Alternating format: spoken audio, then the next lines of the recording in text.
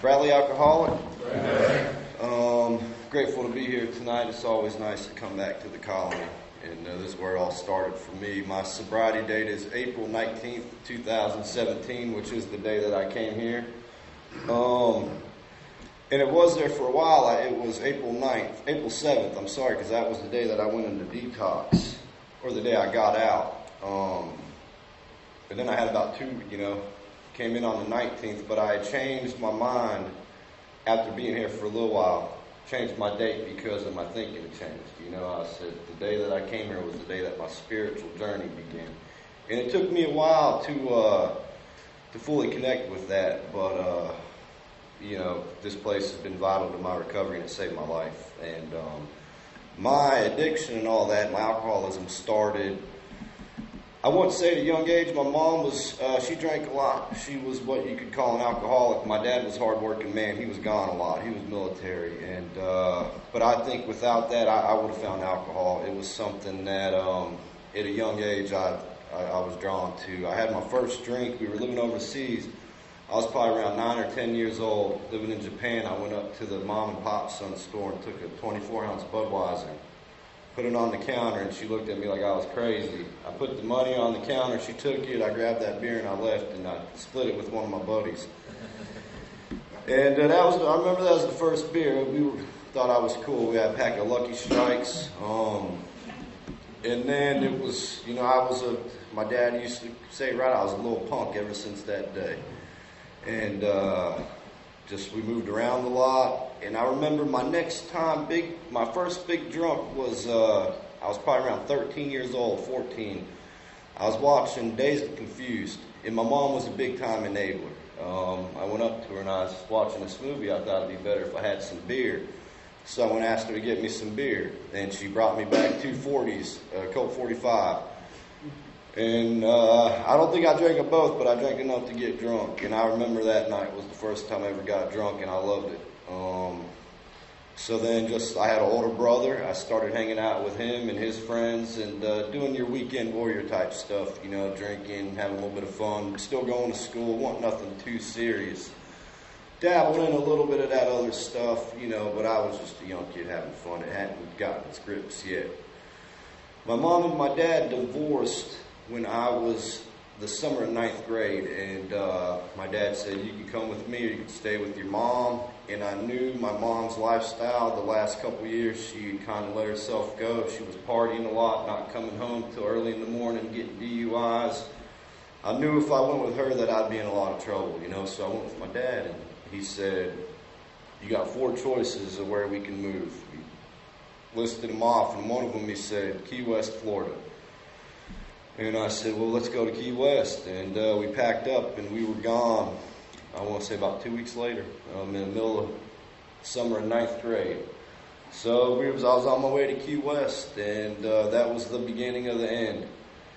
I got down there, 10th grade, I didn't, know a lot of people. I started, playing football, started to make friends, and as the year went on, I kind of fell into my little group there. And I started doing my weekend drinking, That turned into drinking throughout the week. It was just a different type of lifestyle, compared to what I was used to. I always had an older brother. I was the younger brother. I kind of just did what he did. And I moved down there, and it was like starting all over again. My brother was my rock.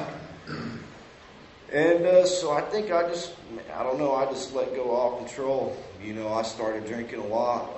And pretty much by 11th grade, I was drinking before school, leaving school after first, second period to go hang out on the beach, drink all day on the beach, pass out, beat my dad home before he got there so I could erase the message from school. And it was a long line of selfishness began at that point. I'd met me a girl in 10th grade, and we dated all through high school, and how she stayed with me for that long, I don't know, but her family had its issues too. They had a big problem with her dad's drinking, and it had their family on edge. And I remember going to see her at work drunk, and she'd sometimes be going to tears, asking me, telling me that she knows I don't like it when I drink because of what her dad had done to the family. And not once did I even think about taking that into consideration. I just just brush it off, go see her the next day drunk. You know, I never even thought about that girl's feelings. I didn't care. You know, from an early age, I seemed to not care much about what other people thought about their feelings, and the more I started to drink and drug, the less feelings I had for that kind of stuff. I only cared about myself, and my story will show that, you know.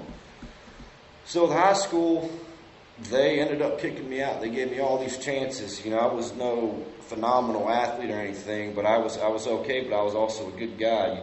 I was a good guy at one point there in my life. I had some potential to do something with my life, and these teachers and people, they saw that, so they kept giving me chances. They said, you can't skip school no more, or we're kicking you out. I'd maybe go to school for 2 days without skipping. I'd skip again, and finally they said, you're done. So my dad, he kicked me out, and I was 18 at the time. I turned 18 in school. And kicked me out, so I started living on the streets. I was couch surfing. And at that point, I started doing whatever it took to get drunk, you know. There's drugs in my stories. That's just how I grew up, but I'm not going to go through all that. But, you know, I was doing whatever it took to get a buzz. You know, I don't like being sober. From a young age, I did not like to be sober. If anything that could change my state of mind, I was going to do it. And I would do what it took to get it. And breaking into cars, snatching purses, all of it. You know, wake up. From the moment I get up, I need some booze. You know, I need some dry goods. I need something. And I'll do whatever it takes to get it. And, of course, that led into me getting in trouble with the law.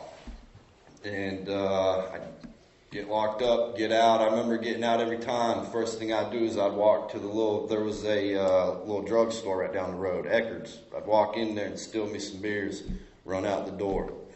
You know, fresh out of jail. I didn't care, though. That's what I did. I needed some beers. And so that cycle went on for about a year and a half, 2 years. And finally it hit me. I was like, if I can get out of here, you know, I'll be all right. Key West is my problem. It's not me. If I can move somewhere else, start over again, everything will be all right. So I moved up to Georgia, and I stayed there for 8 months or so, 8-9 months. And I did nothing there but drink. Once again, made a lot of enemies, burned a lot of bridges, hurt people for no reason, people that were close to me trying to help me out. Screwed all them over, got in more trouble with the law. So once again, I said, if I can get out of Georgia, everything will be all right. I go start somewhere new. I won't drink. Everything will be all right. And so I called my mom, who I hadn't talked to in years. The whole time I was down in Florida, I'd blame her for wrecking the family, whatever, this and that. I blame her for that, so I didn't talk to her pretty much the whole time I was down there. So I call her up. She tells me I come stay up there for a little bit, enough to get my feet planted, you know, do some things for my own. And I went up there, and same thing. I was drinking heavy. She was still drinking heavy. My stepdad, they were drinking heavy, so it was a mess. But it was a comfortable place for me to be. When everybody's doing what I'm doing, it's comfortable for me. You know, nobody's judging me, this and that. And I fell into a long stretch of being a functioning alcoholic. I'd work Monday to Friday. I was drinking every night, 12-pack, 18-pack. And by this point, definitely, even back in my teens, I was drinking to blackout. You know, I'd drink till I passed out. I'd wake up, go straight to the fridge. I'd see if there's any more beers left, drink a couple more, pass back out, get up, go to work. And Fridays, I'd get paid. I'd go spend all my money on the weekends, come back to work Monday broke, and do that. And I was perfectly happy with that lifestyle. You know, but things would happen that would just take my drinking down, you know, to the next level, really. And that happened in 2009. My father passed away. And me and my brother, it split my family apart even more. Me and my brother, we stopped talking. It became this competition of who was the better son. And it just really strained our relationship. And so once again, I took to running. I said, I'm getting out of here. This place isn't for me. I need to go start somewhere new. Went up to Virginia for a while. And got a life insurance settlement for $50,000. But the way my father was in a wrongful death accident. And some wheels were in motion. There's a big payout for that insurance payout, and but waiting on that insurance payment to happen, I got involved in some harder stuff. My drinking escalated to the next level.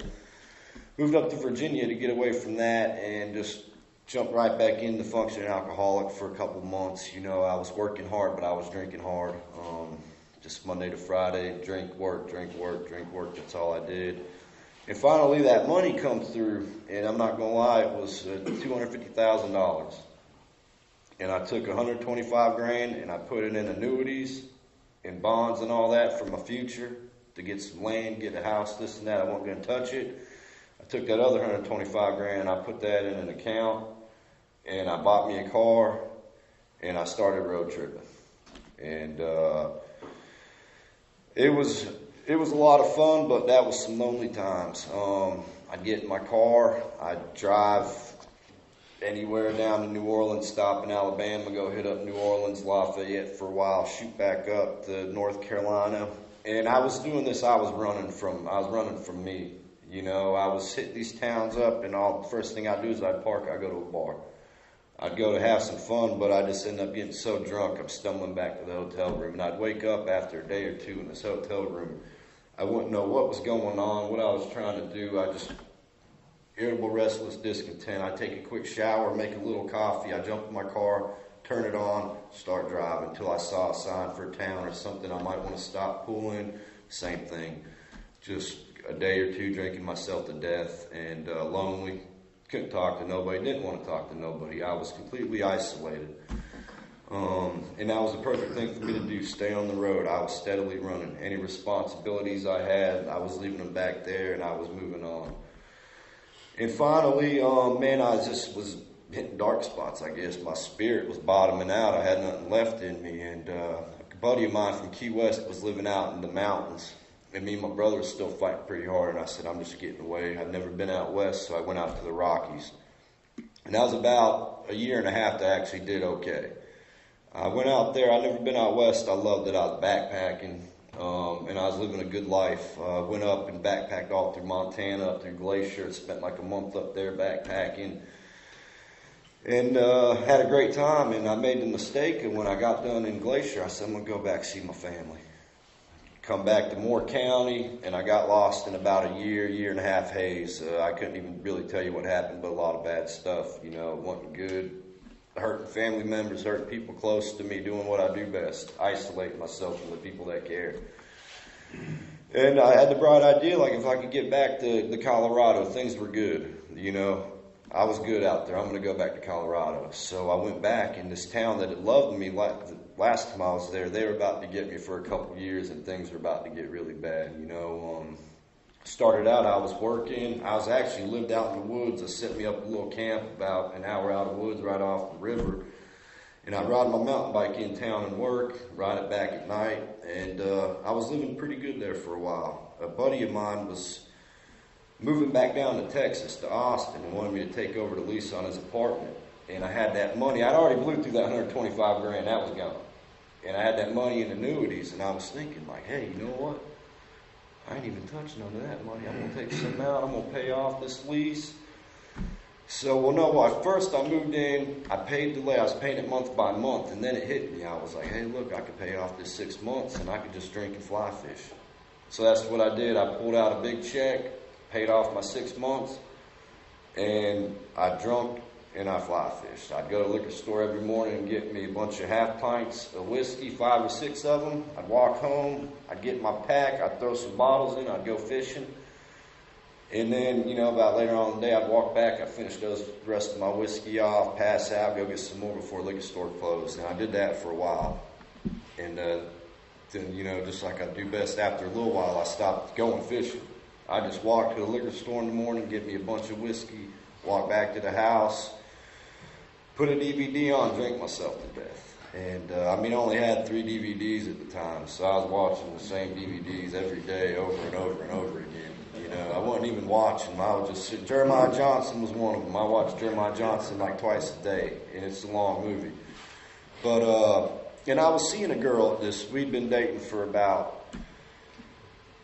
maybe about a year. And the thing about that was she was married at the time, And it was the selfishness of me. The guy knew the guy. He was a friend of mine. And I thought it was the perfect relationship because she was married, so I could only see her for a little bit each day, do my thing, and then I had the rest of the time to myself. I didn't have to deal with all that other stuff, you know. That's where my thinking was at in those days. But eventually, with the way I was drinking, the whole town started to get worried about me because I wasn't even really leaving the house to do nothing. I wasn't really eating. I was losing weight. The marshals were coming by to check on me, the ambulance, all my friends. They started getting me to go to detoxes, and I would. And the first time I went to detox, I was detoxing so bad that they gurneyed me and took me to Grand Junction, 3 hours away, and took me to that hospital. And they kept me in an Ativan-induced coma pretty much for like a week and a half, 2 weeks. Anytime I'd come to, they just give me more Ativan.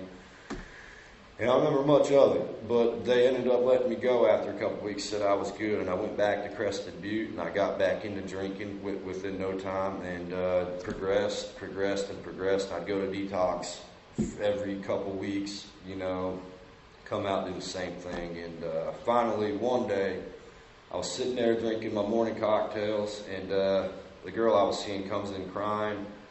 I thought I didn't know what was going on, but anyway, all her friends come in behind her, they're crying. And then this dude comes in, Kenny.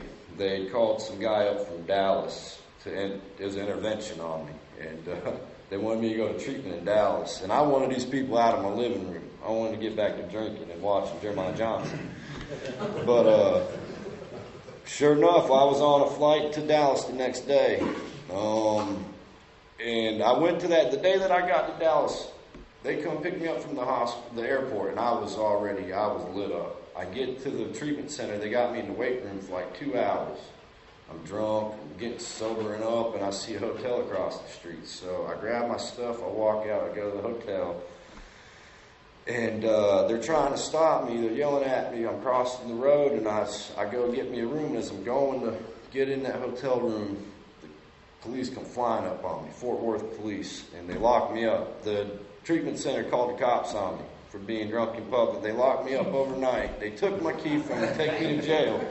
I get out the next morning. I've never been to Dallas before. I don't know where I'm at, what I'm doing, but I said, I ain't going to that treatment center. They got me locked up.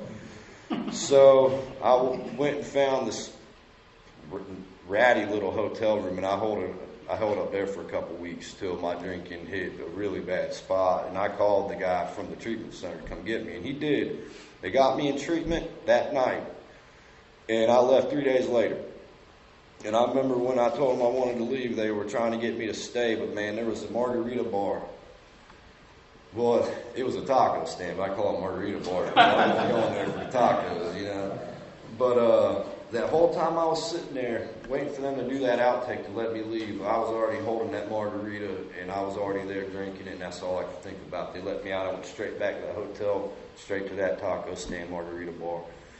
And I stayed there for a little longer till I ran out of money. I called my buddy up in Austin, Texas, whose place I had taken over, and I told him, like, hey, man, you mind if I come stay with you? And everybody in Colorado had already called him and told him, like, hey, Brad left, he's probably going to be calling you. You know, like they talk about that tornado coming through. I got people from states warning you, like, hey, Brad's in your area. You know, he might be calling you. And he said, dude, you can come, but you can't drink. I said, done. Called my aunt, who I hadn't talked to in years, asked her to borrow some money to get a bus ticket to Austin. She did, using my, and I was off to Austin, and I stayed there for 30 days, and I tell you, I didn't drink the whole time I was there, but did every other substance under the sun. So it was in no way any type of a getting sober type thing.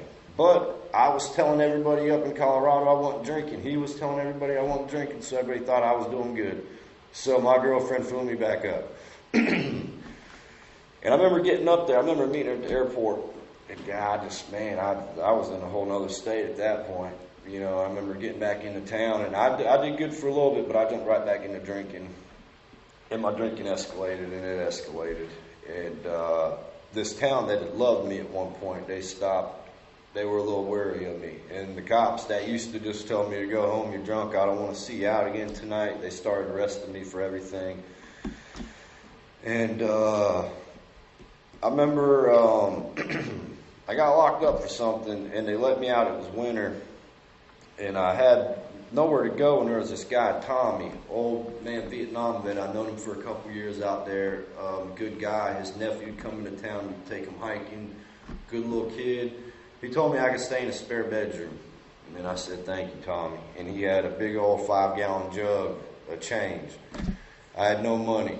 The liquor store was right next door. He'd go leave in the morning to do his thing. I'd go take that. I'd shake out about 20 bucks in quarters. I'd walk over to the liquor store, and I'd get my whiskey. I'd stay out on the town all day, walk back to the liquor store, get some more whiskey, go stay under his roof. Did that for days.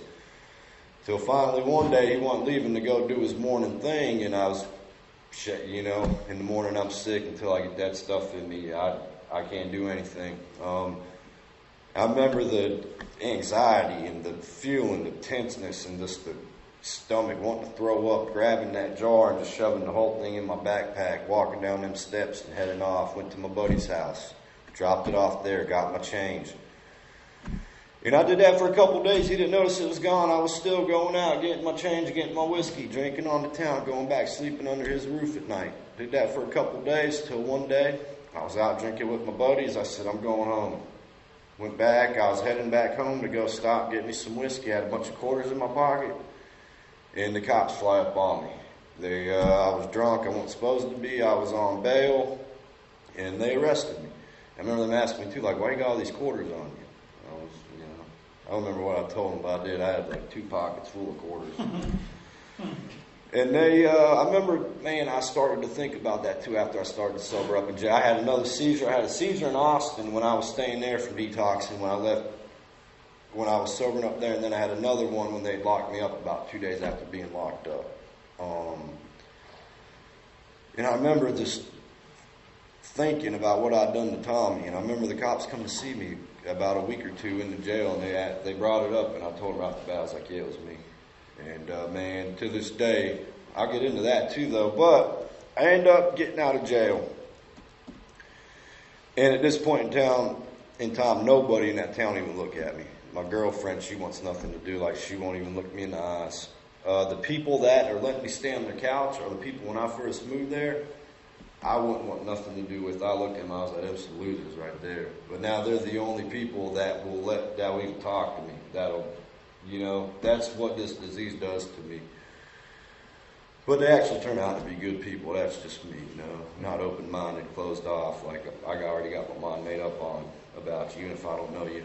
But I remember I go to see the marshals, and I said, hey, look, I think it's about time I got out of here. And they said, you can go. I was on pretrial release, probation. I had a bunch of court dates coming up. They said, you can go. I said, what about? They said, man, just go. They bought me a bus ticket to Denver. They got me a hotel in the next county over and gave me $30. And I remember he gave me that 30, and I was on a bus the next day. He gave me $30, and he said to me, he's like, are you going to spend that on liquor? I said, no. First thing I did when I got off that bus was went straight to the liquor store, bought 2 big bottles of vodka. I spent the rest on like 2 cheeseburgers at McDonald's. And I stayed up all night drinking at that hotel, just getting stupid drunk. I remember it was a bad feeling. One of the things that sticks with me is I wanted to do laundry, but I had no change left for the machine, so I went and I put my clothes in the hot tub and hung them to dry. And they didn't dry, so I'm walking through downtown Denver, and my duffel bag was soaking wet clothes in it. And I got to that airport finally, and I stayed in the airport from Christmas Day till after New Year. When they took me to the airport, I didn't know how I was getting home. I told them I did, but I stayed there for Christmas till right after the New Year with no money, nothing. I was broke down in that airport. Normal person would have been like, all right, I need to make some changes, this and that. All I could think about was getting back to North Carolina, drinking with my buddies. I hadn't seen them in a couple of years. It's going to be fun. Finally, I got somebody to get me a plane ticket back, and first day I got back, straight to the beer. And that went on. I ended up jumping back into taking money out. I was taking money out in big chunks, and I was spending, about $1,000 a day. Went bought a car, hit the road again. That's where I was the best, is when I could spend a day here, a day there, a day here, a day there, drinking, running from everything. I didn't want to be around nobody. I didn't want nobody to know me. I just wanted to sit around and I wanted to drink, And that led to, I overdosed on my mom's couch. They sent me to Buckner. I was there for however long I was there, and all I could think about when I was in Buckner was getting out and getting drunk. I got out the first day and I got drunk. I went and got a big bottle of liquor, and they had me on antabuse for like 2.5 weeks. And it was probably one of the worst 7-8 hours of my life I'd ever had. I didn't drink for almost a month after that. Probably the longest bout of sobriety I've ever had till now of not drinking was because I drank on antabuse, and it scared me to drink again. And I blew through all that money. I remember when I left out to Colorado, I said, I'm not going to end up one of these people stuck in Moore County. I'm getting out of here. I ended up back in my mom's spare bedroom with no money, nothing. Treating my mom's scared of me, my stepdad's scared of me, my brother's on the fence about me. I ain't got no friends, nothing, back at square one. Drinking every day, living to drink, wake up, drink, pass out, wake up, drink, pass out. Doing whatever it took to get the money to do that. Getting good jobs, keeping them for about a month, trying to fight my boss, showing up to work too drunk to work, losing all these jobs, going to detox like once a month. Detox became like a little vacation for me. I could get out. I could go to detox for a couple of days, eat good, get my mind straight. Thought I had it figured out, get out, stay sober for 2-3 days, go right back into drinking. I'll be back at detox in like a month, And I remember I got my third DUI. And I remember going to court the last couple of times. I'd wake up just petrified to go in front of that judge for my third DUI, this and that. And, I was polishing off a bottle of liquor, bottle of vodka before court. I'd be in there lit up out of my mind. I had no friends at this point. Nobody wanted nothing to do with me. My mom barely did. But, I remember the biggest thing was my brother was going to let me come help him work. And I hadn't had a drink in about a day and a half, and I was hurting. I remember the sun was hurting. I walked outside to help my brother. I could barely even walk, let alone go up and down some stairs. He looked at me. He's like, dude, you can't come with me. You can't work like this. And he pulled out his wallet, gave me $10. And he's like, I'll call you later. And he drove off. And I was living right over by the hospital at this time, And I looked over at the hospital. I looked at that $10. I had my dog at the time, and I said, Mom, why don't you have it for me? I said, I'm gonna go to detox. Court was on Friday, and I remember thinking, like, damn, if I can't, even go to work, how am I gonna go up in front of that judge? I probably damn would have passed out in the courtroom. But I walked over to detox, and I did the normal thing. I remember the doctor, he's like, why do you even want to come, Nershel? What's different this time? And I just told him, I said, look, I just want a chance. And he gave it to me. I went into detox. I listened to everything they said this time. I listened to everything they said. I did what they told me. They got me continuance with the doctor, told me, looked at me, said, I feel like I just made a mistake. And that made me feel bad. I'd already used this guy, and I just met him, but I was able to make that amends to him and tell him, hey, I'm sober not too long ago. But I did the one thing that the lady told me to do. She said to make a meeting the day you get out. And I got out, and that was April 7th. I called a buddy of mine who was instrumental in my recovery. I called him up and told him I wanted to make a meeting. I knew how bad he was off years ago, and then I knew how good he was doing, and I said maybe he could help me. And he come pick me up that night, and I made a meeting in Alcoholics Anonymous. First time sober that I ever wanted to go to. And I had a big book, and I remember getting home that night, and I knew I wasn't going to sleep. But I remember, just rolling out of bed, cracking the book open, turning the lamp on, reading for a little bit, closing it. And I remember I didn't sleep, but I remember the next day, all I could think about was getting to another meeting. And so I did that. And then a bunch of people in the meetings kept telling me that I knew from back in the day, were like, hey, you need to go to a place called Samaritan Colony. I'm like, yeah.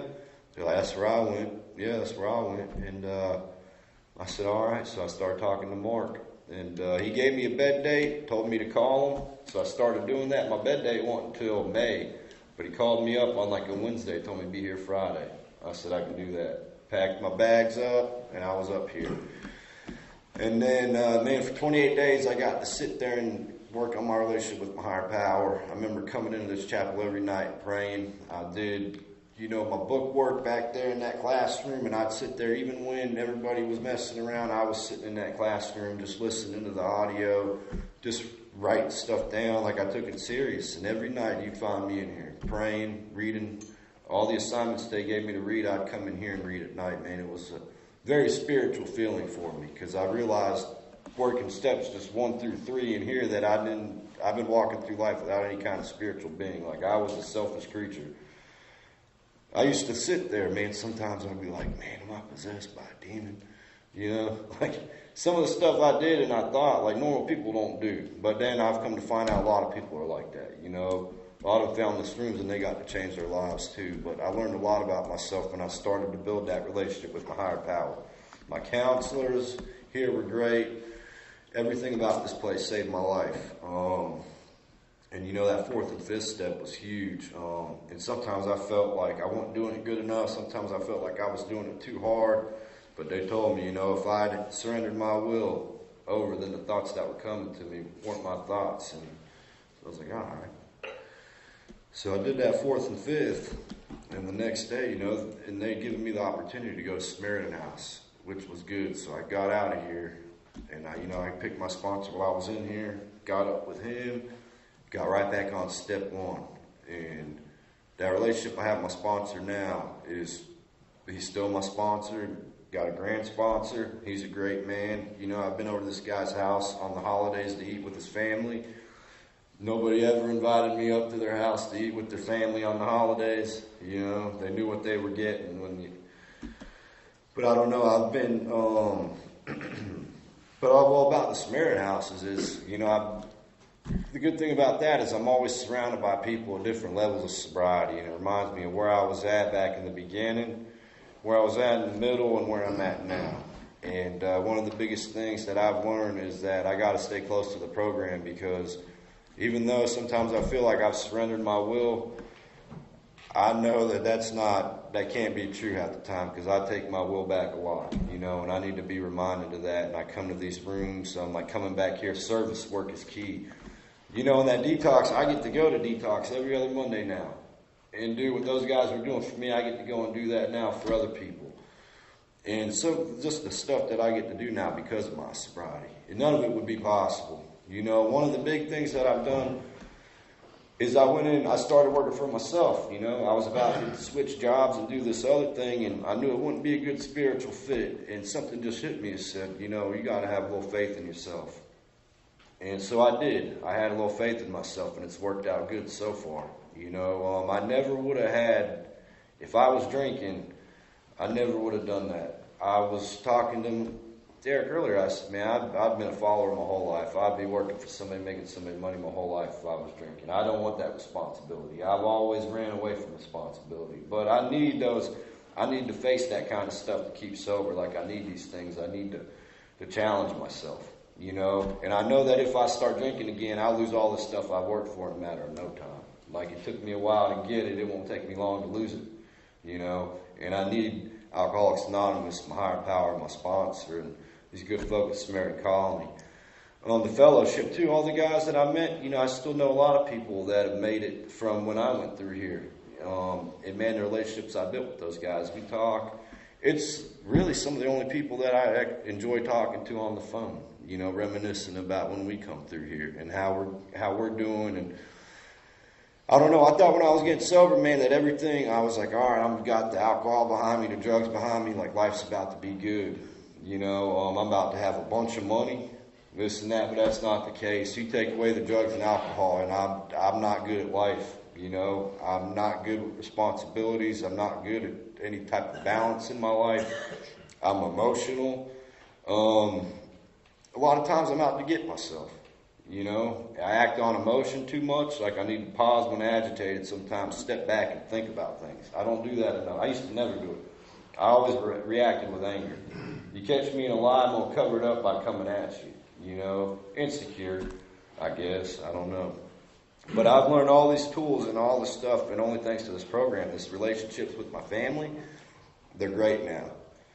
My mom, I get to go by and see her, pick her up, take her to the store, buy her things, get her stuff for Valentine's Day, for Christmas, for her birthday. I get to be there in her life and bring smiles to her face. My stepdad, you know, my brother.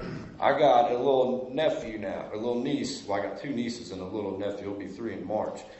But I remember when they used to come by when I was drinking, me and my brother would pretty much always end up getting into a fight. Verbally, and my brother would leave before it escalated, but that's because I was drunk. You know, this animosity, resentment deep-seated inside me towards him for some reason that the alcohol brings out. But he's proud of me now. And I get to go and see those kids like once a week at least, sometimes more, and go hang out with them and be an uncle. You know, if I was drinking, that wouldn't happen. First off, I wouldn't care to go see him. You know, it'd get in the way of me sitting on the couch by myself drinking, because that was all I was doing. You know, I used to sit there and dream that like good things were eventually just going to happen to me. Like all I had to do was just wait long enough and something good would come. But that's not the case. I know I got to work hard for it. I got to stay close to my higher power, stay close to the fellowship, stay close to AA, and be of service, you know. 3-second prayer is huge. I said it about 100 times in the last 30 minutes before I got up here. But, I mean, I don't know what else to say except for, you know, what I thought I could have gotten when I first got in here, you know, I've gotten that plus more. You know, like I hear a lot of people say that, but it's the truth, you know. Got to humble myself, get honest. The HOW, willingness is huge. I'd spent a lot of time doing a bunch of stuff I didn't want to do, you know, but I did it, and at the end of the day, it helped me out a lot. You know, I get in a lot of funks in my mind, and the best way to do it is to be a service to others, help another alcoholic. Pretty much a cure-all for whatever I got going on. And I don't know, I really appreciate you guys' time and very grateful to be here tonight. And thank you. Thank you.